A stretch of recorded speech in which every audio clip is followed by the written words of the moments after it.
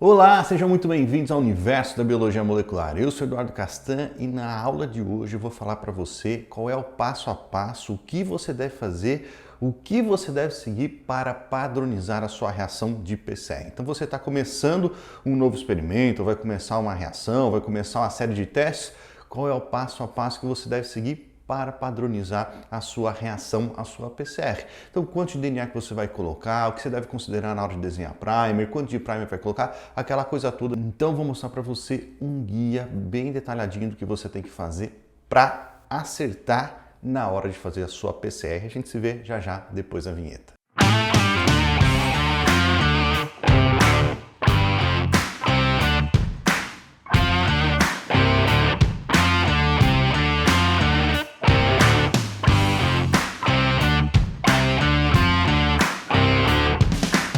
Muito bem, vamos começar, mas como sempre, antes de começar a dar os recadinhos aqui para vocês, eu gostaria de falar sobre o Clube DNA. Se você ainda não conhece o Clube DNA, é a escola online sobre biomol que você precisava. Se você quer aprender, se você quer se aprofundar, ser um profissional de sucesso, você precisa aprender biologia molecular. Se você trabalha em qualquer área de ciências da vida, você precisa ter conhecimento, no mínimo básico, sobre biologia molecular, se você quiser ter um diferencial aí.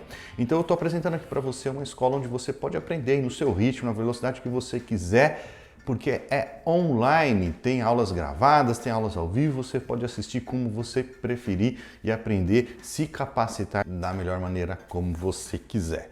O clube, eu já falei algumas vezes aqui sobre o clube, né? Mas o clube é assim como acontece aqui no YouTube, né? Ali tem aulas todas as semanas, algumas são gravadas, algumas são ao vivo. Além das aulas que nós temos toda semana, né? Algumas são avulsas, como a gente faz aqui no YouTube, mas lá com uma organização muito maior, com ferramenta de busca, você consegue achar ali o que você precisa da melhor maneira possível. Além das aulas avulsas, ali também tem os cursos completos, tem diversos cursos ali dentro sobre diferentes temas, tem PCR em tempo real, tem de sequenciamento de nova geração, eu vou mostrar para vocês. Mas ali tem a apostila também, obviamente você recebe o certificado das aulas que você assistiu ou dos cursos que você concluiu, dá para baixar as aulas para você assistir aí sem gastar o seu plano de dados e lindamente você consegue fazer um teste gratuito, 100% gratuito de tudo que tem no clube. O clube tem muita coisa, tem mais de 100 horas de conteúdo ali, juntando tudo, acho que bem mais de 100 horas de conteúdo, e você consegue testar gratuitamente o que você quiser, ter acesso 100% do clube ali gratuitamente por 7 dias, vale a pena testar. Eu vou deixar o link do clube aqui na descrição desse vídeo, você testa lá gratuitamente, se você gostar, continua, se não gostar, é só parar, beleza? Sem falar que o clube ele tem um valor extremamente acessível. Essa foi uma das ideias no momento da criação do clube. Ter um valor muito acessível aí para quem quiser aprender biomol. E eu falei dos cursos completos, eu estou mostrando alguns aqui para vocês. E hoje eu vou dar destaque, deixa eu ver, dois deles, né? A formação básica em biologia molecular. Se você está aí começando a aprender biomol, vai lá assistir a formação básica em biologia molecular.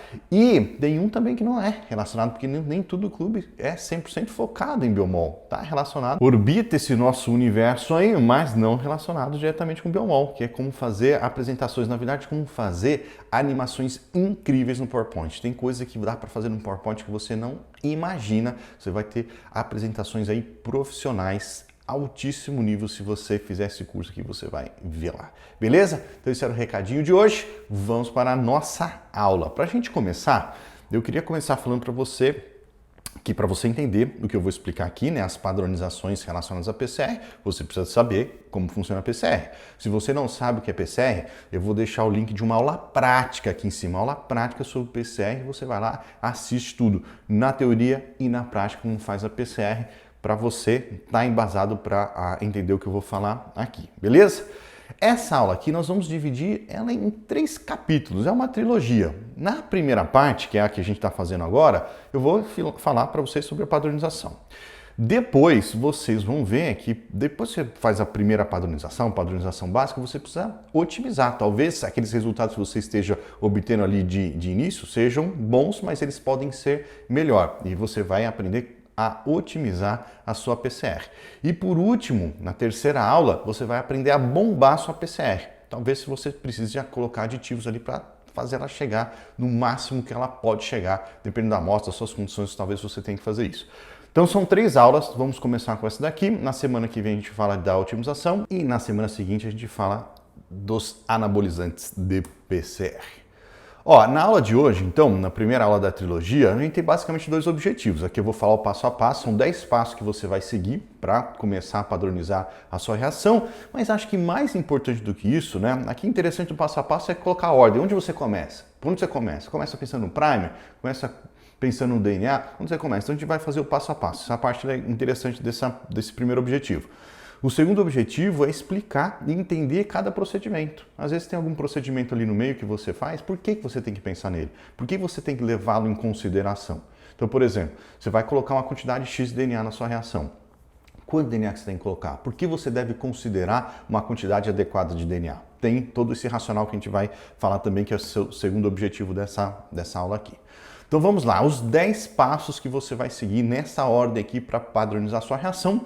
E o primeiro deles, obviamente, é selecionar o alvo a ser amplificado, aquele fragmento de DNA que vai ser copiado, vai ser amplificado, que vai sofrer a PCR, certo? Você precisa selecionar esse alvo. Na grandíssima maioria das vezes, as PCRs, elas funcionam com alvos específicos. Você seleciona um alvo a ser amplificado, então você precisa selecionar esse alvo aí. Então aqui a seleção do alvo é a sequência de nucleotídeos do alvo que vai sofrer a PCR. Onde você obtém essa sequência? Onde você consegue a sequência de nucleotídeos para poder desenhar os primers, por exemplo? Tem algumas maneiras. Talvez você trabalhe num grupo aí de pesquisa que já tem esses dados. É um dado fechado do seu grupo que desenvolveu um experimento lá atrás, obteve essa informação, não está publicado ainda, você tem essa informação aí, é um dado fechado. Você pode obter esse dado por meio de sequenciamento. Aconteceu isso comigo na minha iniciação científica. Eu sequenciei um alvo que era um gene até então desconhecido, que ele não havia sido sequenciado para poder fazer a PCR dele depois. Então talvez você obtenha o seu alvo aí, a sequência dos seus nucleotídeos, a partir de um experimento, uma reação de sequenciamento que você fez. Mas, na grandíssima maioria das vezes, você vai obter a sua sequência a partir de bancos de dados. Existem bancos de dados que armazenam as informações de sequência de nucleotídeos de diferentes organismos, diferentes genes e diferentes regiões genômicas, e você pode acessar esses bancos de dados, obter essa informação para desenhar seus primers e fazer a sua PCR. E é nesse terceiro aqui que a gente vai focar, obviamente. Para facilitar a sua vida, o que eu fiz aqui? Eu coloquei uma série de bancos de dados onde você pode buscar as informações dos seus alvos e cada um deles tem as suas particularidades. Então eu vou passar aqui rapidamente sobre eles, falando um pouquinho sobre eles, e depois você seleciona aquele que é mais indicado a ir para a sua condição, para a sua situação, tá bom? Então começando pelo GenBank, acho que de todos ele é o maior, né? Um banco de dados que está mantido pelo NCBI. Ele tem informação pra caramba aqui de diferentes organismos, diferentes moléculas, tem muita informação ali dentro. Qual que é a vantagem desse banco de dados? Ele é muito amplo, tem muita informação, possivelmente uma coisa que já foi sequenciada, a informação dele vai estar ali. Qual que é a desvantagem? Nem toda a informação dele que está ali, ou acho que nada da informação dele que está ali, é curada, ou seja, as pessoas, os pesquisadores, eles obtêm a informação da sequência e conseguem depositar nesse banco de dados. Talvez tenha alguma falha nisso que eu estou falando, mas o racional é basicamente desse. Tem muito dado, ele é muito amplo, só que os dados não são curados. Eventualmente você pode pegar um dado dali que não seja tão confiável, uma sequência que foi gerada a partir de um sequenciamento ruim, algum erro que foi colocado ali, pode ter essa condição e você pode estar caindo nessa armadilha. O GenBank, então, muita informação, muito amplo, mas dados não curados. E existe um outro banco de dados que também é mantido pelo NCBI, que é o RefSeq. Também ele está relacionado a vários organismos, tem sequência de vários organismos ali. A diferença é que o RefSeq tem dados curados. A informação que está ali, a sequência de nucleotídeo que está ali, ela é confiável porque ela já foi curada, ela foi avaliada manualmente aí por um pesquisador, por um especialista, por um bioinformático, o que quer que seja, essa informação ela está curada. Então, se você pega a informação que está ali dentro, a informação ela é de qualidade. A sequência de nucleotídeos que você está obtendo ali, ela é de qualidade. Qualquer desvantagem, por eles ter esse processo manual de curadoria, a quantidade de informação ali é bem menor do que você tem no GenBank, por exemplo. Então você tem aqui uns dados mais restritos, de maior qualidade, só que mais restritos. Seguindo mais ou menos o mesmo racional, nós temos esse outro banco, que é o EMBL, ou EMBL, que ele é mantido pelo ABI. Assim como o GenBank, ele tem muita informação ali também, tem vários dados que foram depositados ali. É um banco de dados muito amplo, só que também ele é menos curado, ele não tem uma curadoria muito boa. Então, mesmo racional do GenBank. Paralelo ao RefSec, nós temos aqui o Assemble. O Assemble também ele é mantido pelo ABI, só que aqui nós temos dados curados, de informação curada, certo? Mais ou menos como o GenBank em relação ao RefSec, nós temos aqui com o Enable e o Assemble, tá? Aqui você pode procurar informações de qualidade. Nós temos também o DDBJ, o DDBJ, que é um banco de dados mantido pelo Japão, no Instituto Nacional de Genética do Japão. Bastante informação aqui, é um banco de dados importante. Nós temos esse banco de dados que ele também na verdade, ele é uma ferramenta de visualização de genomas. Então ele tem a informação genética, a informação da sequência de nucleotídeos, só que além disso você consegue visualizar coisas relacionadas àquela informação, àquela sequência. Por exemplo, você pode selecionar um gene de um determinado organismo, você vai acessar a sequência de nucleotídeos daquele gene e não só isso, ali ele vai te dar informação visual de onde estão os exons, onde estão os introns, o que tem de SNP, o que tem de mutação, o que tem de informação, estudo, outras sequências relacionadas àquele seu alvo, tudo vai estar ali naquele mapa que você consegue visualizar e clicar em acessar as informações que você precisar. E essa ferramenta aqui, ela é fundamental para quem quer trabalhar com qualquer tipo de sequência, né? Você pode ser para PCR em tempo real, sequenciamento, análise de genoma, essa ferramenta aqui ela é fundamental. Nós temos um banco de dados também, que é o Flybase, só que ele é dedicado a várias espécies de mosca da fruta, que ela é muito utilizada como modelo experimental, e é mesmo racional aqui, o Wormbase, só que aqui para nematóides. E por último, o mesmo racional também, só que para árvores, que é o TreeGenes. Você pode buscar usar esses bancos de dados aí, dependendo do organismo que você trabalha, o que você quer fazer. Então, esse foi o passo número 1, encontrar sua sequência alvo a ser amplificada. O passo número 2 é determinar a quantidade de DNA que você vai usar na sua PCR. Você precisa determinar uma quantidade para começar o seu processo de padronização. E olha só, se a gente parar para pensar aqui, para quem não entende, ou quem está começando, ou quem não parou para pensar ainda, nós temos uma tendência a pensar, quanto mais DNA melhor, vamos fazer uma PCR, vamos colocar o máximo que o protocolo permite colocar, que é a melhor situação possível, né? Com certeza vai amplificar. Mas isso nem sempre é verdade. Olha só essa situação. Nós estamos olhando aqui uma eletroforese, né? O resultado de diferentes PCRs. Isso aqui é uma eletroforese, gel de agarose. Imagine que aqui nesse pocinho do meio, eu estou correndo uma eletroforese, eu estou correndo o resultado de uma PCR, no qual eu utilizei uma quantidade X de DNA na reação. Eu coloquei X aqui porque isso pode variar, então uma quantidade X de DNA coloquei na reação. Imagine que essa quantidade X seja a quantidade ideal, que você espera ver de uma PCR, seguida de eletroforese, com a quantidade ideal de DNA. Você vai ver ali uma única banda, né, forte o suficiente para você detectar, ela é concisa, não tem arraste, não tem outras bandas inespecíficas, é isso aqui que você quer ver. Você quer ver uma bandinha ali bem firme, única, fácil de visualizar. Agora, se eu fizer essa mesma PCR utilizando, sei lá, 10 vezes menos DNA ali na reação do que eu utilizei nessa situação, o que pode acontecer? O que com certeza, o que muito provavelmente vai acontecer, você vai ver uma banda mais fraca, né? Você está vendo uma banda única, concisa ali, bonitinha, só que com uma intensidade mais fraca. Seria um problema aqui nessa situação? Não, porque eu estou conseguindo detectar o meu produto de PCR do mesmo jeito. Mas isso aqui pode vir a ser um problema caso esse seu alvo ele esteja em baixa quantidade na sua amostra. Pode ser, por exemplo, um gene pouco expresso, vamos supor. E se esse gene estiver pouco expresso, se o alvo estiver em baixa quantidade ali na reação, se você estiver utilizando uma concentração 10 vezes menor do que poderia utilizar, talvez você não consiga detectar a presença desse alvo. Ele está ali, só que você não consegue amplificar a ponto dele ser detectável.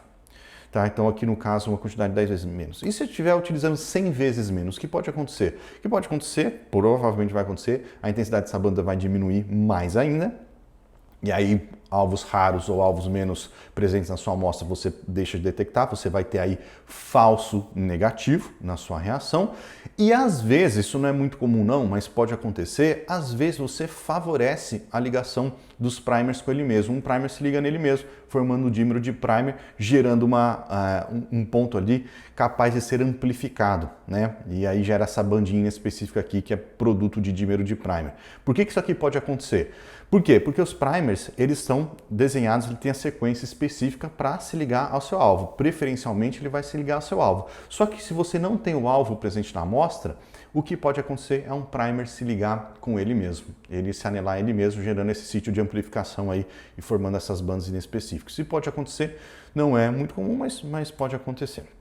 Você pode ver isso aqui acontecendo também no controle negativo. Então você faz um controle negativo, ele não tem amostra, e às vezes se você vê uma banda, é possivelmente uma banda de dimerização de primer. Aí tem que ajustar, no caso negativo não, né? Mas aqui no caso tem que ajustar a concentração, teria que aumentar a concentração ou diminuir a concentração dos primers, que a gente vai falar daqui a pouco. Primeiro a gente está falando de quantidade de DNA.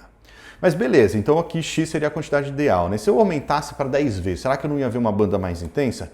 Possivelmente ia ver uma banda mais intensa, mas olha o que pode acontecer também. Você pode, por ter excesso de DNA ali, começar a formar a amplificação, gerar a amplificação de fragmentos inespecíficos. O primer foi desenhado para se anelar ao seu alvo, mas como tem muito DNA ali dentro, você pode favorecer a ligação desses primers em regiões inespecíficas, por excesso de amostra. E aí você vai ter a geração de bandas que não são do seu alvo, então amplificação específica. Agora, olha que interessante. Se você aumentar, sei lá, em 100 vezes, eu estou colocando 10, 100 aqui, são números aleatórios, tá? É aumentar e diminuir a quantidade do alvo ali, né? Pode ser assim numa escala de 10 em 10, como eu estou mostrando aqui, pode ser mais, pode ser menos. Isso depende da amostra, várias coisas que eu já vou mostrar para você. Mas olha só, aumentou a concentração em 100 vezes. Olha o que pode acontecer na hora que você faz a PCR, você pode quase não ver uma banda. Tá vendo uma banda aqui mais fraca? Às vezes você não vê uma banda, ou você vê uma banda muito mais fraca, uma PCR que praticamente não funcionou ou não funcionou. O racional não seria você ver um aumento aqui, uma banda muito mais forte, talvez até uma banda estourada? Sim, pode acontecer, mas pode acontecer isso aqui também. Por quê? Porque quando você tem uma amostra de DNA, o que tem ali na sua amostra de DNA? Tem o DNA, beleza, mas provavelmente tem outras coisas que vieram junto no processo de extração e purificação. Pode ter um pouco de proteína, pode ter nuclease, pode ter outras contaminantes provenientes da célula, pode ter contaminantes provenientes do seu kit de extração, e ele veio junto do seu DNA, ele não vem purinho. Né? A grande maioria das vezes ele não vem purinho. Ele vem ali com esses contaminantes. Acontece que quando você coloca muito DNA numa reação, você consequentemente está colocando muito desses contaminantes também. E dependendo da concentração desses contaminantes na sua reação, eles passam a ser inibidores de reação. Eles podem interferir na atividade da DNA polimerase e aquela reação ela deixa de acontecer. Ela acontecia, você colocou tanto DNA, tanto inibidor de reação, tanta impureza, que aqueles inibidores passaram a inibir de fato a reação e ela deixa de acontecer. Então, às vezes, uma amostra extremamente concentrada, uma PCR com muito DNA, você pode ter isso aqui, uma não amplificação, uma amplificação com baixíssima eficiência.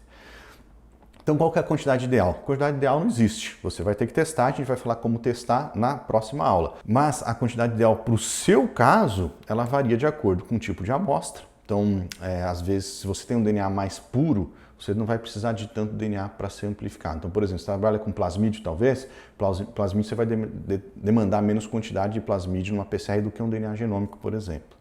Nível de pureza da amostra, a gente acabou de ver aqui. Se você tem uma amostra mais impura, é possível que aquelas impurezas passem a inibir a reação conforme você vai aumentando a quantidade de amostra na reação. As condições do tampão também. Tem tampão que tem determinadas concentrações de sal, presença de aditivo, esse tipo de coisa vai interferir na quantidade de DNA que você vai colocar. Presença de aditivo. A aplicação. Tem aplicação que você não quer correr o risco de ter um falso negativo ou um falso positivo. Então, só que tem aplicação que ela é mais relaxada nisso. Talvez algumas aplicações não de quantificação, você talvez seja mais tranquilo em variar a quantidade de DNA, tanto para mais como para menos, mas tem aplicação que não. Mas no geral, para você ter um guia, vai de 1 a 50 nanogramas de DNA. Se você vai começar aqui uma reação de PCR, não sabe por onde começar, eu tentaria trabalhar entre 10 e 50 nanogramas de DNA. Era isso que eu faria. Você começa testando essa quantidade aí na próxima aula eu vou ensinar você a otimizar. Fotos reais que eu peguei aqui de um teste, foi feito pela Thermo Fisher, eu esqueci de colocar a fonte aqui, mas nas outras fotos que eu peguei esses testes aqui também tem a fonte ali, aí você vai ver. Mas olha só, mostrando aqui o plasmídio, né? Um plasmídio, ó, que vai de 0,5, aqui ele está um pouco errado, é 0,5, 5,50 picogramas, 0,5, 5 e 50 nanogramas. Veja que com 0,5 nanogramas ou 50 picogramas, você já tem aqui uma amplificação adequado. Talvez tenha até em excesso, talvez aqui no caso do plasmídio, né, esteja até estourado. Entre 0,5 e 5 picogramas seria o suficiente de plasmídio. Agora o DNA genômico não, né? A quantidade em picogramas já é muito pequena. Aí você teria que partir para 10, entre 10 e 50. 50 não, porque já começou a formar o quê? Banda inespecífica, né? Ok, a banda inespecífica aqui também. Então eu não trabalharia com 50, seria abaixo de 50. Ali próximo de 10, talvez 8, 7. Mais do que 2 e menos do que 10 um pouco, para DNA genômico nesse caso aqui, né? Beleza? Então esse foi o segundo passo. O terceiro é selecionar os primers. Você tem que selecionar os primers para fazer a PCR. Eu tenho uma aula inteirinha aqui no YouTube sobre desenho de primer, então eu não vou colocar de novo aqui como desenhar primer. Vou deixar o link aqui para você, você acessa ali essa aula, eu ensino tudo, como buscar no banco de dados, como desenhar o primer, o software que você vai usar, essas coisas todas, mas aqui só para a gente não passar reto, eu coloquei alguns parâmetros que os primers devem ter para você ter uma boa PCR. Então começa com o tamanho deles, são os primers, eles devem ter entre 18 e 25 nucleotídeos, evitar menos, evitar mais do que isso aqui. Quantidade de GIC do primer, né? A quantidade de GIC dele deve ser entre 40% e 60%, tentando ficar ali próximo dos 50%, e sempre tentar colocar na extremidade de 3' uma citosina ou uma guanina. Você vai aumentar a temperatura de melt nessa extremidade, fazendo com que ela se ligue primeiro no processo de anelamento do primer, né? Garantindo que essa extremidade, que é da onde sai a DNA polimerase, já esteja ligada quando a DNA polimerase for começar a incorporar nucleotídeo. Aumenta a eficiência da reação fazendo isso. Temperatura de melting do primer deve estar entre 57 e 63. Você não pode trabalhar com primers que tenham temperatura de melting com diferença acima de 5 graus Celsius, né? Porque senão, como é que você vai fazer uma PCR? Um primer se anela a, sei lá, 55 e o outro se anela a 65 graus. Não dá, né? Então você tem que ter uma diferença de 5 graus Celsius ali entre eles no máximo. Repetições, você vai evitar trabalhar em regiões que tenham 4 ou mais repetições, ou pelo menos ali dentro do primer, né? E regiões também, evitar regiões que tenham muita repetição, ou regiões que tenham baixa complexidade, né? Como essas regiões com GAAA, por exemplo, ou CT, vai evitar desenhar primers nessas regiões. A estrutura secundária, você vai desenhar primer de tal maneira que você evite a formação de estrutura secundária, ou seja, um primer se ligando nele mesmo, ou um primer se ligando em outro primer para evitar a formação de dímeros em hairpin. Tamanho do produto, você não quer trabalhar com amplicons muito grandes. Se você precisar, beleza, vai no amplicon muito grande, mas tenta ficar ali entre 500 e 1000. 500 e 1000 pares de base, acima de 1000 começa a complicar, mas dá para fazer PCRs aí com 10 mil, 20 mil, 30 mil, mas aí vai ficando mais difícil. Região do alvo. O alvo, os primers devem ligar nas regiões que são conservadas do alvo. Você evitar um pseudogênio, regiões inespecíficas que o primer pode se ligar, que tenham repetições ao longo do genoma, né? O primer pode se ligar em mais de uma região ali, baixando a especificidade dele. E modificação. Às vezes um primer pode ser modificado, degenerado, receber uma fluorescência, alguma coisa assim. Você deve considerar a incorporação de modificação se você precisar. Passo número 4, você vai determinar a concentração dos primers. Eu vou falar para vocês sobre a concentração, como determinar a concentração, ou melhor, otimizar a concentração na próxima aula. Mas de todo jeito, eu já fiz 2 aulas sobre isso aqui no YouTube, como determinar a concentração ideal dos primers. Foi uma aula que eu fiz, eu esqueci que eu tinha feito ela e fiz ela de novo. Então tem 2 aulas sobre isso, não vale a pena eu falar pela terceira vez. Mas, só para a gente ter um raciocínio aqui, de novo, né? A gente tem um protocolo que pede uma faixa X ali de primer, de concentração do primer. A gente tende a pensar que quanto mais primer, melhor. Mas nem sempre pelos motivos parecidos com os motivos que eu mostrei anteriormente para vocês, né? Quanto maior a concentração de primer, maior a chance do quê? Deles se associarem entre eles. Você quer que o primer ele se liga onde? Na região, nas extremidades do seu alvo, para a PCR acontecer. Mas se você tem a concentração de primer, você favorece a ligação de um primer com o outro. Mesmo que ele tenha o desenho adequadinho, a sequência adequada ali, você favorece a ligação de um primer no outro.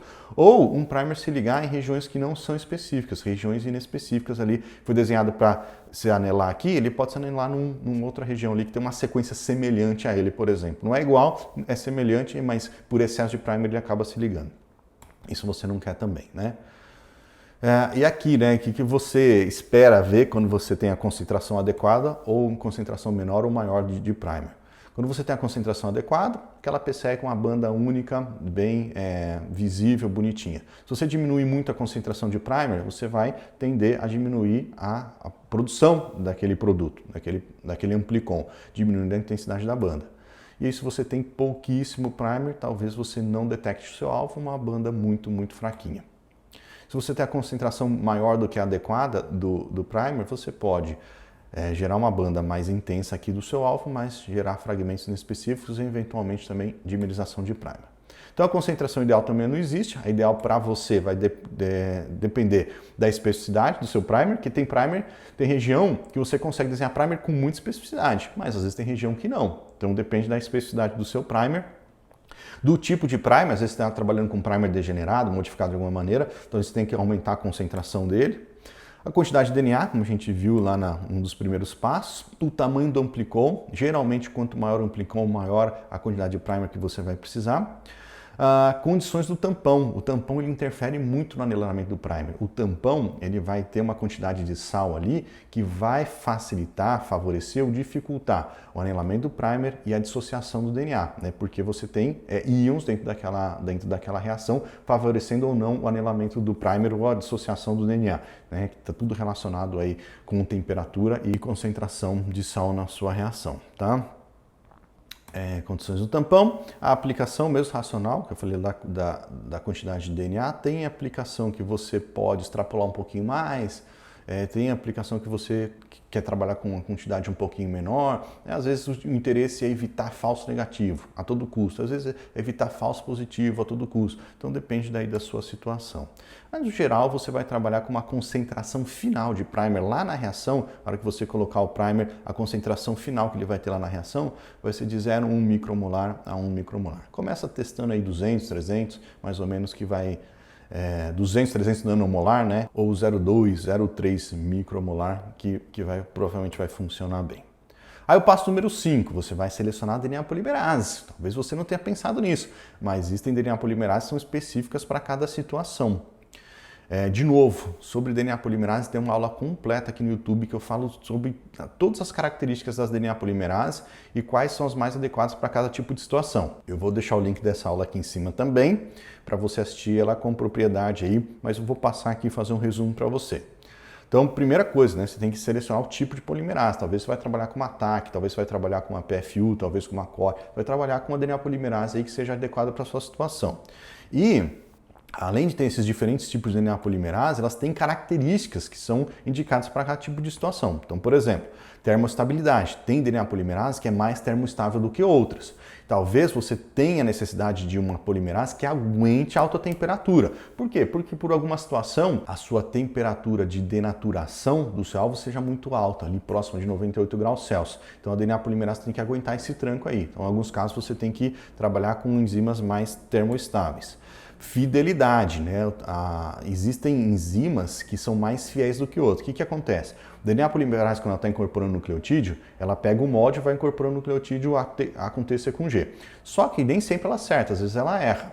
Só que existem algumas polimerases que elas são mais fiéis do que outras, são as chamadas proofreading, são as polimerases que elas erram menos na hora de incorporar nucleotídeo. E tem aplicação que você precisa disso, de fidelidade, como sequenciamento, clonagem, você vai precisar de fidelidade. Tem outras aplicações que você não precisa de fidelidade, aí você vai selecionar a que te enquadra melhor aí. Processividade. A processividade é a capacidade que a enzima tem de se associar ao seu alvo, ligar seu alvo na hora de incorporar o nucleotídeo e não soltar mais. Ela vai incorporando o nucleotídeo, se tiver presença de inibidor no caminho dela, ela tira aquele inibidor, ela consegue incorporar o nucleotídeo mesmo na presença de inibidor, ela se liga e não solta mais. Então esse tipo de enzima aqui, ela com alta processividade, é interessante. Quando você tem amostra suja, amostra com inibidores, fragmentos muito longos, que ela vai se ligar e incorporar o nucleotídeo sem se soltar, vai trabalhar com enzimas de alta processividade.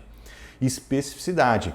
Existem enzimas que são mais específicas do que outras. Apesar do primer ser o cara da especificidade numa PCR, a enzima também tem um papel fundamental, porque uma enzima que ela não é bloqueada, que ela é ativa o tempo todo, ela pode incorporar nucleotídeos de maneira inespecífica antes da reação começar. A hora que você está montando a reação ali na bancada, a hora que você está pegando aquele tubo e levando o termociclador. A enzima ela pode funcionar de maneira inespecífica antes da reação começar. E aí a especificidade ela pode ser importante nesse caso. Então, são enzimas que elas são bloqueadas, que elas só funcionam depois que você dá aquele primeiro passo de denaturação lá, que aí a enzima ela passa a ser ativa. Aí você aumenta a especificidade. Tem tudo isso detalhado na aula que eu deixei aí em cima. Tolerância a inibidor. Enzima e seu tampão. Tem enzimas associadas ao seu tampão que aguenta a presença de inibidor. Mesmo que você tenha a amostra suja, ela vai amplificar o seu alvo ali, gerando o resultado que você precisa. Sensibilidade, tem algumas enzimas, condições de tampão enzima que favorecem a sensibilidade, ou seja, consegue detectar a presença de alvos mais raros do que outras enzimas. E velocidade, tem enzima que é mais rápida que a outra, às vezes você demanda velocidade no seu laboratório e menos, sei lá, outra característica, vai pegar as enzimas mais rápidas do que outras. Passo número 6. Vai determinar a quantidade de DNA polimerase, mesmo racional, né? Então, quanto mais melhor? Nem sempre, quanto mais melhor. Segue mais ou menos o racional que a gente falou, da quantidade de DNA, a quantidade de primer lá atrás, né? Se você trabalha com muito DNA polimerase, você favorece a amplificação de região inespecífica e a amplificação de dímeros de primer. Então a quantidade ideal, ela vai depender, a sua quantidade ideal vai depender do tipo de enzima que você está trabalhando, o tamanho do amplicon, geralmente fragmentos maiores demandam mais DNA polimerase, complexidade da amostra, às vezes a amostra é muito rica em G e C, talvez você precise colocar mais DNA polimerase, e da aplicação, como a gente falou lá atrás. Vai trabalhar aí numa faixa de 0,02 a 0,05 unidades por microlitro, que vai funcionar bem, né? Pega aí a metade disso daí, 2,5, 3, que vai funcionar bem. Aí você vai para o passo número 7, que é preparar seu mix, juntar todos os ingredientes da PCR ali na melhor concentração possível. Aí inicialmente seguir o protocolo ou seguir as sugestões que eu mostrei ali para vocês. Vai ter o tampão, DNTP, os 2 primers, o DNA, a polimerase e a água para completar o volume aí total. Você pega uma reação de 25 microlitros, eu deixei aqui um exemplo de um protocolo genérico de PCR para você, se você quiser seguir. Né, você vai trabalhar. Olha só que interessante isso aqui, ó, uma informação. Quando você pega ali o tampão, você tem o tubinho do tampão, esse tampão ele vai estar concentrado. Aqui no meu exemplo ele está 10 vezes. Você nem precisa olhar o protocolo desse tampão aqui, dessa PCR, para saber quanto desse tampão você vai colocar na sua reação. Porque se ele está 10 vezes concentrado, a hora que você montar a sua reação, você montar o seu mix ali, no final, a hora que você colocar todos os ingredientes, esse tampão ele tem que estar uma vez. Então, nesse caso, que é uma reação de 25 microlitros, para ele ficar a uma vez, aqui eu tenho que colocar 10 vezes menos o volume final da minha reação. Na minha reação tem 25 microlitros, eu tenho que colocar 10 vezes menos a quantidade do meu volume, que aqui no caso seria 2,5 microlitros. Eu colocando, em outras palavras, 2,5 microlitros de um tampão que está a 10 vezes, numa reação que tem um volume final de 25 microlitros, ele vai ficar uma vez aqui no final das contas. E aí o DNTP, aqui eu peguei um DNTP, né? Ele vem concentrado também em uma determinada concentração. Peguei um exemplo, se ele vier a 10 nanomolar, por exemplo, aqui no nosso caso a gente colocaria 0,5. Num primer que está, geralmente, né, a solução de trabalho dele vai estar a 10 micromolar também, 0,5 de cada um deles. O DNA, se ele tiver uma concentração, se o DNA que você extraiu, vamos supor que ele esteja numa concentração de 10 nanogramas por microlitro, aí você vai colocar 10 microlitros aqui para ter 100 nanogramas. Aí a DNA polimerase, a água para completar o volume, dando os 25. E aqui, como ficaria a concentração final de cada um deles, né? Uma vez do tampão, 200 micromolar do DNTP. Aqui o DNTP, acho que ele não é nanomolar, ele é milimolar. É milimolar, não é nanomolar, não. Ele é milimolar. 200 microlitros do DNTP, 200 micromolar do DNTP, 0,2 micromolar de cada um dos primers, a 4 nanogramas por microlitro aqui do DNA e assim por diante, certo? Só um exemplo aqui de preparo de mix. Você pode usar isso como referência. É que nesse caso, o cloreto de magnésio ele já estava presente no tampão, mas muitas vezes o cloreto de magnésio, o íon magnésio, ele é o cofator da DNA polimerase, ele vem separado. Você tem que colocar ali separadamente. E ele pode ser um cara muito importante no processo de otimização. A gente vai dedicar um passo só para ele lá na aula que vem, falando de otimização da concentração do magnésio. E aí você vai fazer a termociclagem. Deixei aqui um exemplo de termociclagem. Tem o passo inicial da denaturação, a PCR em si, né, com a denaturação, anelamento dos primers e extensão, a extensão final e a manutenção da reação, ficar guardadinho ali até você recuperá-lo depois. Mas aqui um destaque para alguns pontos aqui, interessante, essa denaturação inicial aqui. Vou perguntar para vocês, você sabe para que serve essa denaturação inicial? Ela tem 3 funções, ela pode ter 3 funções. Eu tenho certeza que uma delas você sabe, que é o que todo mundo fala, que é quando você vai fazer a denaturação inicial, você tem aquele bolo de DNA, vamos supor que seja DNA genômico, né? Principalmente aquele bolo todo enovelado ali, você vai aumentar a temperatura por um determinado tempo, vai ficar alguns segundos ali, alguns minutos, para denaturar todo aquele DNA e favorecer uma reação mais eficiente, para ela começar de uma maneira mais eficiente. Beleza, essa é a primeira função. A segunda função é para você eventualmente desnaturar, degradar as possíveis proteases e nucleases que estão contaminando aquela reação. Afinal de contas, você colocou o DNA ali que você extraiu da sua amostra e nesse processo de extração você pode ter um nível de contaminação, e é comum acontecer isso com proteínas. Né? Vai ter uma quantidade de proteína que veio junto com a sua amostra de DNA ali no processo de extração e purificação. E essas proteínas podem incluir nucleases, que você não quer, porque elas degradam ácido nucleico, o DNA aqui no caso, e protease, que pode degradar justamente a enzima que está presente na sua reação, no ataque, que está fazendo todo o trabalho. Então, nesse primeiro passo, ele serve para isso também, para você desnaturar essas enzimas, essas proteínas possivelmente contaminantes. E a terceira função é aquela função relacionada às enzimas que são bloqueadas, são as chamadas enzimas hot start. São DNA polimerase que elas só passam a funcionar quando esse bloqueio é removido. E esse bloqueio é removido por temperatura. Então você vai ativar a DNA polimerase removendo o seu bloqueio por temperatura. Então esse passo inicial ele tem essa função também. Quando isso acontece, geralmente aqui o tempo é maior, tá? Beleza, o que mais tem destaque aqui? Na extensão, qual é o tempo que você vai deixar na extensão? Geralmente, 1 minuto por quilobase. Então você vai deixar 1 minuto por quilobase de DNA. Então se você tem um fragmento de 1000 pares de base, isso que você está amplificando, vai deixar 1 minutinho. Se você tem um fragmento maior, 2.000 pares de base, aí vai deixar 2 minutos. 3.000 pares de base, 3 minutos. Tá? Mais ou menos essa regrinha aqui. Claro, né? Por quê? Por que isso? Porque quanto maior o fragmento, mais tempo de extensão você vai precisar para a DNA polimerase completar aquele fragmento. E a extensão final, para que ela serve? Todo mundo fala, para você completar ali os nucleotídeos das fitas, né? Aquela coisa, todo mundo fala, mas não explica exatamente o que é. Mas o racional é o seguinte, imagine a PCR acontecendo ao longo de todos os seus ciclos, seus 30, 40, 50 ciclos que você fez ali de PCR. A DNA polimerase vai incorporando nucleotídeos na fase de extensão, no passo de extensão. Só que nem sempre ela completa o fragmento. Muitas vezes, na grande maioria das vezes, ela vai completar o fragmento ali porque você deixou o tempo adequado. Mas nem sempre, né? Às vezes a DNA polimerase se desliga, às vezes tem presença de inibidor. Então você vai ter, ao longo do processo de amplificação do seu alvo, muitos alvos que foram completados, que foram amplificados 100%, tem o fragmento inteiro ali, a PCR aconteceu, funcionou perfeito para eles, mas você vai ter muitos fragmentos também que foram amplificados parcialmente, alguns fragmentos ali que foram amplificados parcialmente. Então você vai ter fragmentos de vários tamanhos ali dentro. O seu alvo, do tamanho adequado, e outros vários fragmentos menorzinhos que não foram amplificados na sua totalidade ao longo de todos os ciclos da PCR. Certo? Imagine que você pega isso que acabou de acontecer e joga numa eletroforese. Você vai ter sua banda principal e vai ter um monte de banda menorzinha, um arrastezinho de DNA para baixo da sua banda principal, que são esses fragmentos aí que não foram amplificados em sua totalidade.